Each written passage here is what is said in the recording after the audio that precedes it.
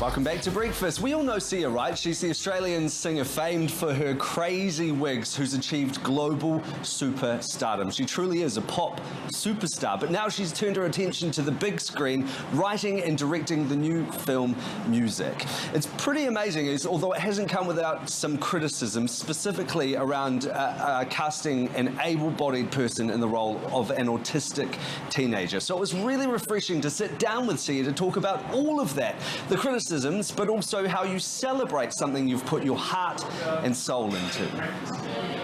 Really, really exciting, and like a long time coming, because we shot it many, many years ago. We edited it for 3.5 years, and then we've been waiting to put it out now for about a year, and I'm just like excited. I know it'll come out when it's supposed to. It came out in Australia this week, and I know it'll be coming to you guys soon. And a major dream of mine was just to get it on the big screen, and I had no idea I was going to end up getting it on the biggest screen. So that was really exciting for me. Talk us through the process. How did this even come about? Was this a long... I mean, you talk about filming this a long time ago, but in terms of the generation of the idea for the film, was that a long time in the process as well? Yeah, I mean, the idea was just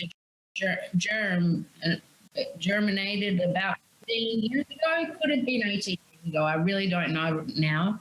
But all the main characters were there and the skeleton of a story.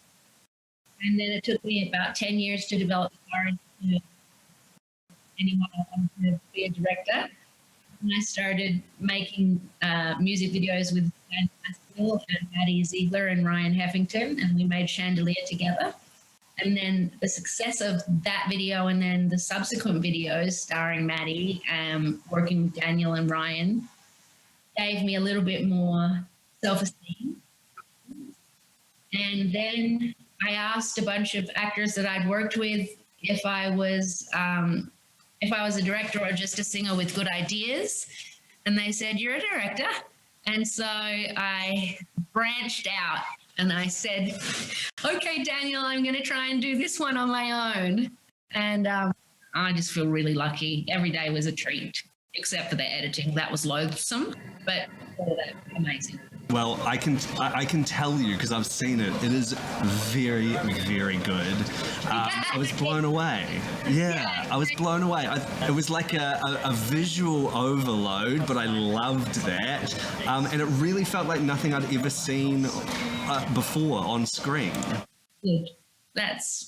I'm really happy that, because I don't like musicals, generally speaking. And so it was an unusual,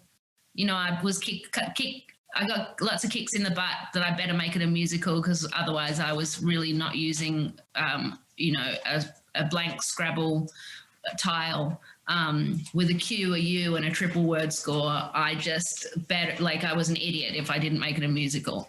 And so I finally did, but I really didn't want to originally. I wanted to make a narrative film. I'm glad I did in the end. Really, really glad, because it's a much more interesting film, and it's a musical I would watch. It's not a musical in the usual sense of a musical. It's not people walking down the street breaking into song. Explain for people though what the movie is, because as we say, we haven't had it out here yet. So give people a glimpse of what they can expect from the story.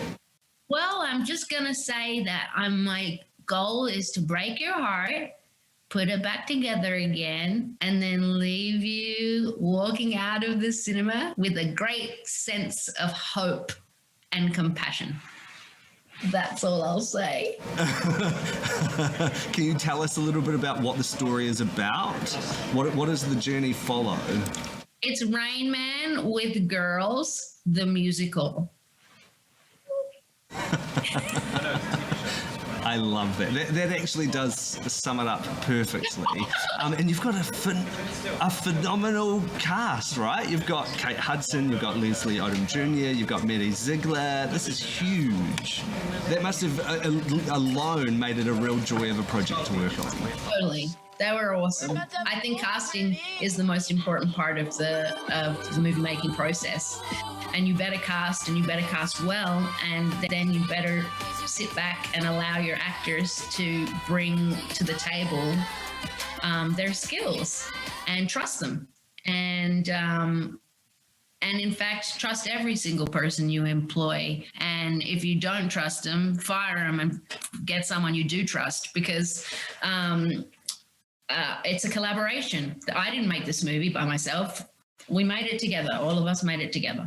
Now, I don't want to dwell on it, but there was some criticism about Maddie's casting as an autistic girl, and that's not for me to speak to or anything like that. But I just wondered, when you've put your heart and soul into a project like this, and it's gone for such a long period of time, how does it feel as an artist to take on that criticism? What do you do with that?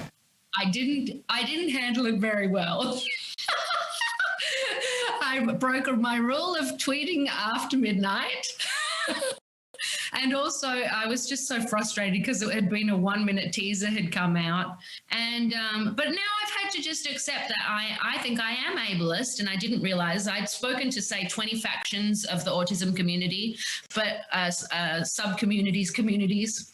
But there were another 20 that I didn't speak to. And, you know, you said autistic. Well, I was told by the people that I spoke with that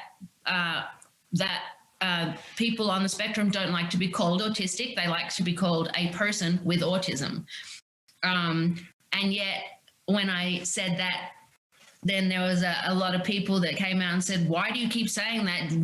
Just call us autistic. And then there were other people who said, don't be so patronizing and say special abilities. And I'd asked specifically a Down syndrome friend, what do you like best? And he said special abilities. But I learned from someone else on Twitter, you know, special abilities is patronizing. Special needs is like over. Disabled isn't a pejorative, like just call us disabled. Like, so everyone had a different opinion, and there was so many opinions. I realized I just learned a lot more, and I realized that I really, you know, there is a saying that if you meet one person who with autism, then you've met one person with autism. And if I really had wanted to please everybody, I would have had to meet and talk to every single person with autism and ask their opinion. And there are lots of polarizing opinions within the autism community, and so I couldn't get it right for everybody. And I did do my best. Well, I loved it, and I think it's a really phenomenal story and a powerful story as well. And I just want to say congratulations, and it's so nice to have you here in New Zealand with us as well. Thanks.